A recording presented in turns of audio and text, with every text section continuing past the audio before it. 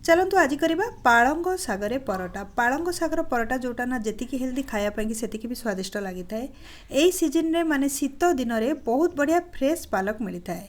मत लगला ये जो पालक परटार रेसिपी मुझे आपण मान संगे शेयर करदेवी। आप देखिपे परटाटा को बहुत सॉफ्ट होती। एक्चुअली ट्रैवल टाइम रे ना आपण आपको सांगरे नहीं पारे 2 दिन पर्यंत किसी भी खराब हेनी। फ्रिज रे रखा दरकार नहीं। पालंग शाग को तैयार करने की प्रथम ताजा पालंग मुठी नहीं जाइए।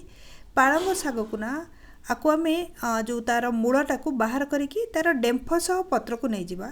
एमती तो कई डेम्फ को काढ़ी खाली पत्र को नहीं था। डेम्फ जदि बहुत मोटा थी ताको बाहर करदेवे। शाग को एमती काढ़ी नवा सब गुड़ाक तापर नहीं पानी रे पकईदवा। पानी रे निहाती 15 मिनट पर्यंत रखा पालंग शाग को, जहाँद्वारा कि शागटा बतुरी जीव भल कि ऊपर जो माटी फाटी थब ना से पानी तल को पलैब। तापर 2-3 थर पानी रे धोईकी छोट छोट करके काटी नहीं कि गोटे जगार रखा प्लेट रे। जेतबे परटा तैयार करवा ताको यूज करवा। कटा पालंग को गोटे प्लेट रे नहीं जावा, बड़ प्लेट रे एथिरे अटा को मिसई आगु को आम चकटिबा। से प्रथम पालंगर प्रिपेरेसन करदबा। एथिरे मिसेबा लुण स्वाद हिसाब से आप जी क्वांटिटी अटा चकटुवे से हिसाब से लुण मिसेबे। ता संगरे सुखिला मसला मिसेबा। एमती तो सुखिला मसला आपण पसंद रे नहीं पारे। मुझे मिसाऊँ धनिया गुंड, जीरा गुंड, दुईटा को भजा। धनिया गुंड भी भजा गुंड आउ जीरा गुंड भी भजा गुंड। ता संगरे 2 प्रकार लंका गुंड जमती Kashmiri red chilli powder colour आने और सादा लंका गुंड टिके राग करने। ता संगरे आम मिसेबा हल्दी पाउडर 1/4 टीस्पून टिके कम। गोटे चामच ये मिसाऊँ चीनी। चीनी मिसेबा द्वारा ना परटाटा आहरी स्वादिष्ट लगे। आपड़ जदि चाहूना चीनी को स्कीप करें। एबे कौन करवा सबू जिनस को हाथ में भल कि चकटी चकटी मिसेकी जमती पानी बाहर पर्यंत आपको चकट नवा 1 ରୁ 2 मिनिट पर्यंत। बर्तमान आप देखिपे ए पानी बाहर लानी जो सागरू ता माने भल कि चकटी सारी। यही समय एथिरे आम मिसेबा धनिया पत्र आउ ता संगरे रिफाइंड ऑयल। तेल मुझे 3 चामच खंडे मिसाऊँ। क्वांटिटी टी अधिका परटार करी। तेलटा मिसेला परे ना जमा भी हाथ में गोलेबेनी, ना तेल गुड़ाक हाथ में लग चामच गोल देवे। यहपरी धनियार जो कटाटा पकेला परे ना फ्लेवरटा बहुत बढ़िया आसी था। बर्तमान अल्प अल्प करी एथिरे आमे मिसेबा अटा आउ आको आमे चकटिबा।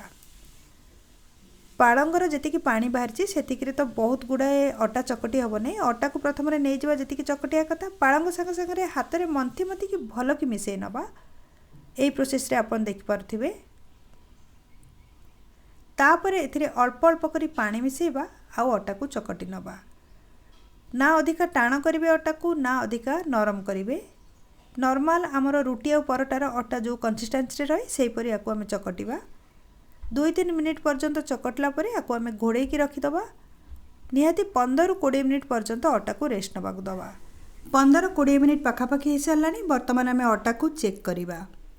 अटा सेट हो सारी। ए छोट छोट गुला करवा। मीडियम साइज गुला मुझे करुच्ची, बहुत बड़ साइज गुला भी करें। कहीं जदि मोटा होमें बेलुचे परटाटा को ताले भल कि कंचा पालंग भितर अच्छी सीझबनी। बर्तमान छोट गुला गोटे मीडियम साइज करके आपको बेलना पेड़ी उपरकू नवा। सुखिला अटा पकईकी बेलिबा। पतला करके बेलिबा जेतिकी पॉसिबल, जमार भी मोटा रखिबेनी। जेतेबेले भी आम कंचा किसी भी मेथी परोठा हो अथवा पालक परोठा हो मिसेकी करछे अटा संगे ना बेलिया पाई टिके कष्ट होता है। जदि जोर प्रेसर करछे ताले परोटाटा फाटी जाए।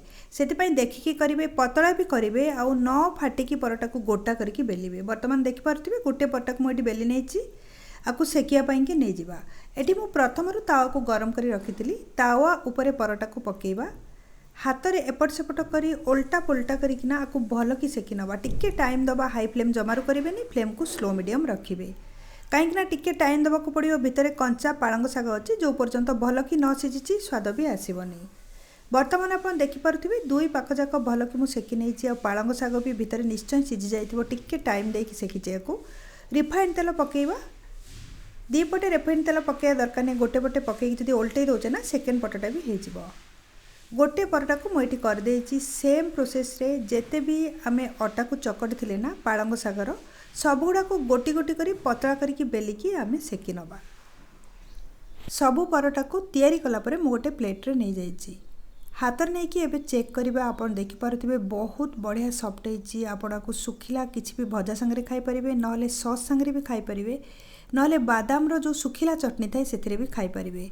बहुत स्वादिष्ट आउ जिबा आसिबा टाइम रे ना जदि आपण आपको नौचंती 2 दिन पर्यंत किछि भी खराब होबनी। स्पेशली ट्रैवल टाइम रे आपण आपको छुआंको पई नै पारिबे। रेसिपी विषय आपण मन रे जहाँ भी क्वेश्चन अछि कमेंट सेक्शन में शेयर करंतु। ए प्रकार रो बहुत ओडिया रेसिपी मो चैनल को जदि सब्सक्राइब करना ताले सब्सक्राइब करने तो राइट साइड जो बेल आइकन अछि ताकू क्लिक करी ऑल नोटिफिकेशन बेल को ऑन करंतु, जहाँ द्वारा कि मु जो भी वीडियो अपलोड करबी ता आपण मन को पाखरे नोटिफिकेशन रूप में पहुंची जिवो।